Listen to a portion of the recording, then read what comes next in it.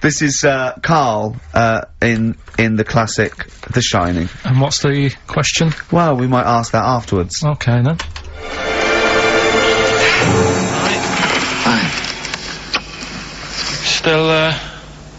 Still trying to write the book then? No? Yes. Good. Funny, someone told me the other day, weird thing about a typewriter, the top row of letters, the longest word you can write is typewriter. I'll just show you, That's weird, isn't it? It's just the typewriter being... You're not in the mood, are you? You're in one of those grouchy moods again, that you get into when you're writing. I'm not being grouchy. I just want to finish my work. Yeah, it's just being a bit funny, a bit offhand and that. Let me explain something to you. Go on. Whenever you come in here and interrupt me, you're breaking my concentration. You're distracting me. And it will then take me time to get back to where I was. Understand? Yeah, but I just was coming in to try and cheer you up, you know, if you...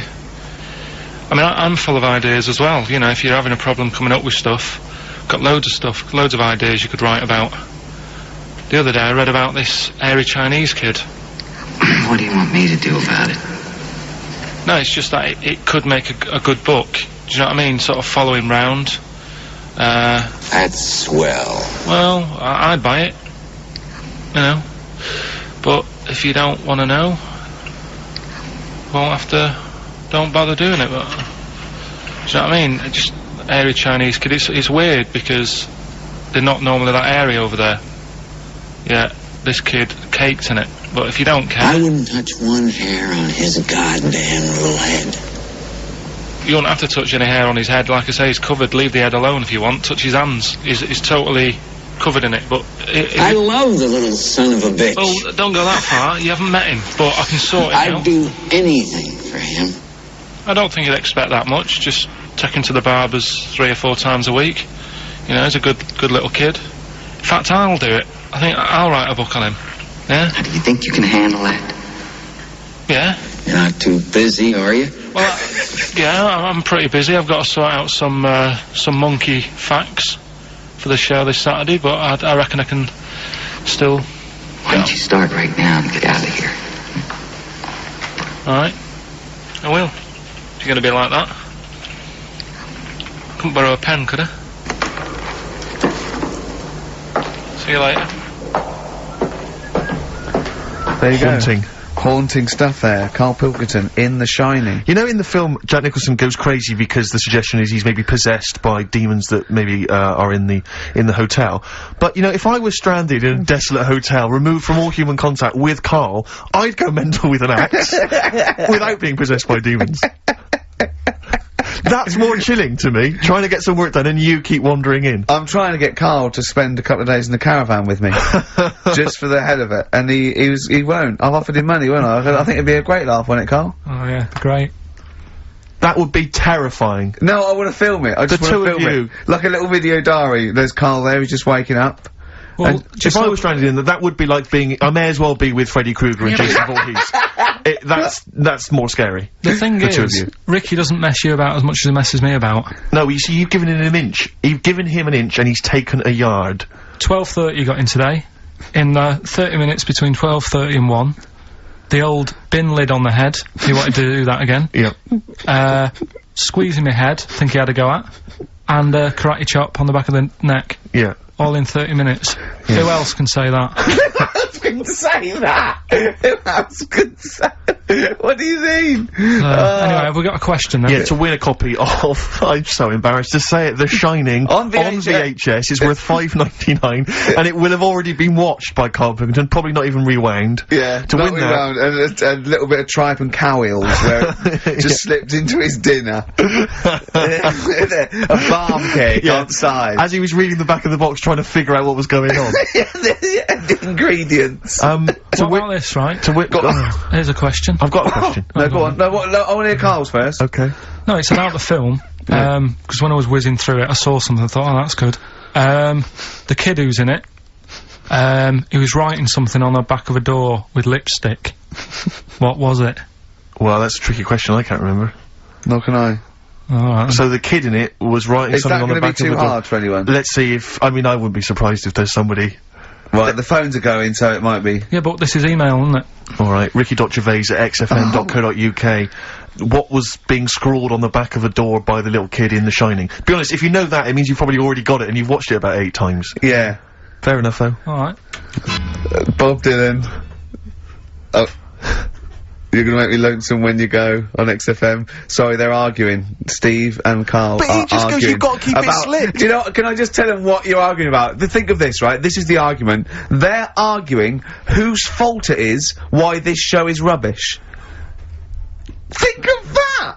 What? That's a perfect. I think that's a valid criticism. At least we're discussing it. You're just accepting that that's the case. You're not even trying to change it. We're ashamed of it. Yeah. We have to go out there. I should be, but, I quite like In it. fact, I remember when we went out about 2 weeks ago, and said we got to, you know, make it tighter and that, make it good. Went out for something to eat. You were happy sat at the table talking about squids and having to, you know, go off with one if you wanted to have a kid. I brought up the topic, right, what we're going to do about the show. Suddenly you've got to go. It's like, oh, I think I've made plans. So me and Steve sat there Can I coming up with just stuff. See, I do that. I do acknowledge, quite shamefully, that this is more enjoyable for me to do than for you to listen to.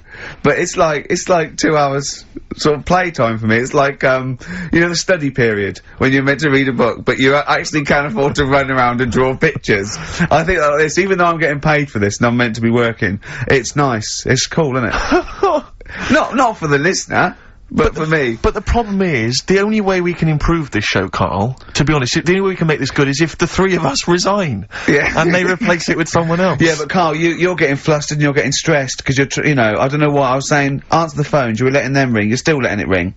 You're still letting people phone. You go, oh look, leave that. And people have phoned in, good enough to phone in to ask for something for free. I think you should at least answer the phone and say it's not worth it. The prizes are rubbish. Well, whilst I'm doing all the other stuff, maybe you can do that. No way. Right then. But No to be fair, way. Rick, I'm not accusing you of being lazy. No. But you're sat on a chair and yet you're almost vertical. I don't know how you've done it. It's like you're almost asleep, but you're sat on an upright chair. I don't know how you've angled yourself in I'm that gonna way. have a bad back when I'm in old age. I'm just gonna be bent double. Right, so come on now. What? Pretend we're starting now. Okay. We've just started the show Yeah, now. it's 2 o'clock. It's Right. XFM. It's the Ricky Gervais show with Steve Merchant and Karl Pilkington, or our show. It's our show. From now on, I'm at least cutting up the blame as well.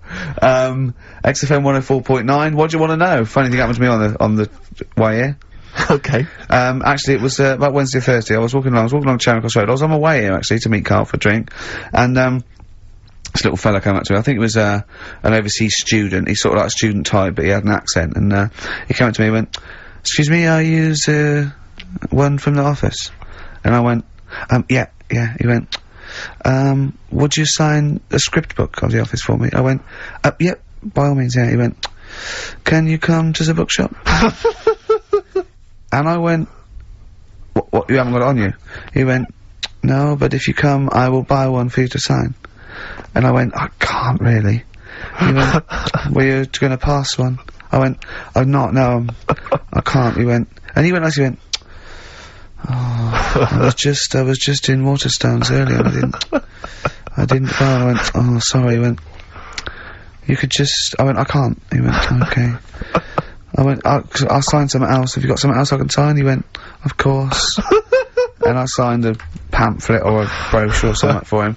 But I love the idea. Imagine me going with him and queuing up, and I'm in the queue. He's going, you're going, yeah, fine. Can you just hurry up?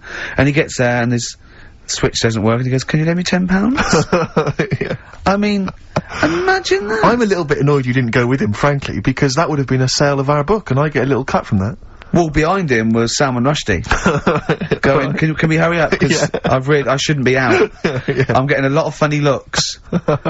and I really, you know, I don't feel comfortable. But I thought it was very odd the other day, was we were walking along, and Ricky often gets bothered for an autograph, and, some Japanese people who I think were tourists, they appeared from behind the corner, and I thought, this is odd, that, you know, they seemed like tourists, but they're obviously gonna ask for an autograph. And they just handed him a camera and said, "Excuse me, would you take a photo of us?" And they didn't recognise him, I was laughing, I was thinking, right, So now Ricky stood in the street, people are recognising him as he's taking a photo of three complete Japanese strangers, and I imagine them getting home and sort of saying, "And here's the one we had taken by Ricky Gervais." Taken with Ricky Gervais? No, taken by Ricky Gervais. From the office.